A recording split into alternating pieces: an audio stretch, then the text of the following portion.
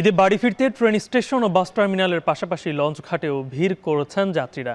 এই মুহূর্তে সদরঘাট লঞ্চ টার্মিনালে আছেন সহকর্মী ফরহাদ বিন নূর। সরাসরি যুক্ত হচ্ছি তার সঙ্গে। ফরহাদ, আজকে ঈদ যাত্রার দ্বিতীয় দিন আমরা সকাল থেকে দেখতে পাচ্ছি বাসে এবং ট্রেনে যাত্রীদের চাপ বেড়েছে। পদ্মা সেতু চালু হওয়ার পর থেকে তো লঞ্চ ঘাটে তেমন একটা ভিড় নেই, আজকে কেমন দেখছেন?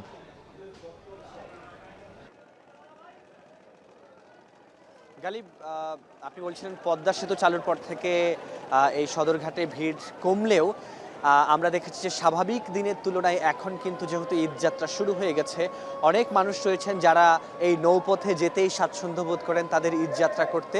আমরা কিন্তু দেখছি যে অনেক মানুষ কিন্তু এই ঈদযাত্রা তারা এই নৌপথেই করার জন্য এখানে এই সদরঘাটে তারা এখানে ভিড় করছেন লঞ্চ টার্মিনালে। আমরা দেখছি যে সকাল ভোর 6টা থেকে এখন পর্যন্ত প্রায় 40টি লঞ্চ এই সদরঘাট থেকে ছেড়ে গেছে এবং সবচেয়ে বেশি গিয়েছে চাঁদপুর গামী যেসব লঞ্চ রয়েছে সেই রকম প্রায় 13 থেকে 14টি লঞ্চ চাঁদপুরগামী ছেড়ে গিয়েছে। এছাড়া ইলিশায় 7 থেকে 8টি লঞ্চ ছেড়ে গিয়েছে ঢাকা এবং অন্যান্য রুটেও কিন্তু লঞ্চগুলো ছেড়ে যাচ্ছে। এবং আমরা কিন্তু দেখছি যে এখানে সদরঘাটের যে চিত্রটি সেটি হচ্ছে সারাদিনের তুলনায় কিন্তু আমরা দেখেছি যে এই বিকেলের পর থেকে কিন্তু এই সদরঘাটে যাত্রীদের চাপ কিন্তু বেড়েছে। আমরা দেখেছি বিভিন্ন পন্টুন থেকে শুরু করে বিভিন্ন লঞ্চগুলোতে লঞ্চের ভেতরে কিন্তু আমরা দেখছি যে